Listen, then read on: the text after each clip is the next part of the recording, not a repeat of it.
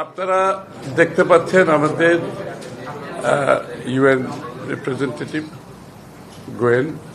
আমাদের সাথে আজকে দীর্ঘ আলোচনা হয়েছে। বাংলাদেশের বর্তমান প্রেক্ষাপট, নির্বাচন এবং গণতান্ত্রিক ভবিষ্যৎ নিয়ে আমরা দীর্ঘ আলোচনা করেছি এবং আলোচনার মূল বিষয়বস্তু হচ্ছে বাংলাদেশে ডেমোক্রেটিক অর্ডার ফিরিয়ে আনার যে ইউএনের যে একটা কমিটমেন্ট এবং ডেমোক্রেটিক অর্ডার আনতে গেলে যে গণতান্ত্রিক কর্মকাণ্ড, চর্চা, একে অপরের প্রতি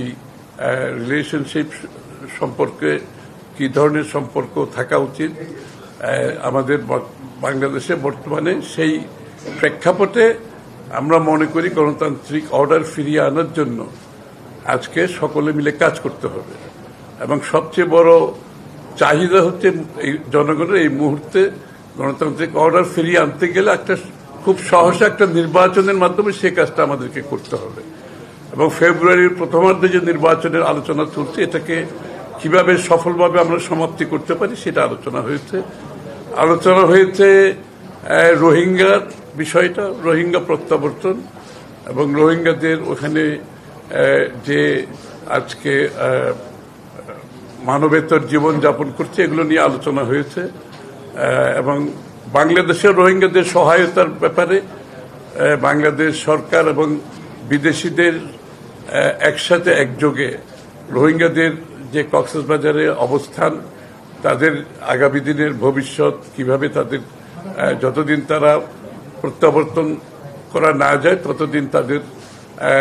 বিষয়ে যে জাতিসংঘের সমর্থন ব্যক্ত করেছেন এবং এটাকে আমরা কিভাবে আরো উন্নততর করতে পারি, ভালোভাবে এগিয়ে নিয়ে যেতে পারি। আর এই তো আর কি আলোচনা, এই তো হ্যাঁ, তো সবচেয়ে আমরা ধন্যবাদ জানাচ্ছি গোয়েনকে যে বিগত দিনে স্বৈরাচার বিরোধী যে আন্দোলন হয়েছে, সংগ্রাম হয়েছে, জাতিসংঘের পক্ষ থেকে তার গণতন্ত্রের পক্ষে, মানবাধিকারের পক্ষে ওর যে অবদান সেটার আমরা স্বীকৃতি দিতে চাই আজকে আপনাদের সামনে। অত্যন্ত কঠিন সময়ের মধ্যে জাতিসংঘের পক্ষ থেকে ওর যে ভূমিকা ছিল এটা আমরা তার প্রতি ধন্যবাদ জানিয়েছি আজকে। তার সাহসী ভূমিকা ছিল এবং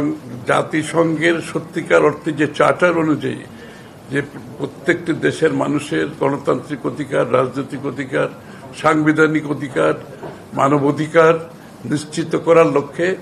সে সাহসী ভূমিকা পালন করেছে বিগত একটা স্বৈরাচার আমলে। তা আমি এখন গোয়েনকে অনুরোধ করব দু চারটা কথা বলবে। ও আমাদেরকে ছেড়ে চলে যাচ্ছে, অন্য দেশে যাবে, তার টার্ম শেষ হয়ে গেছে। তো এই জন্য আমরা বলেছি প্রেসকে কিছু বলা দরকার। I just told them that you have done a job for democracy, human rights as UN representative so well that we are all grateful to you.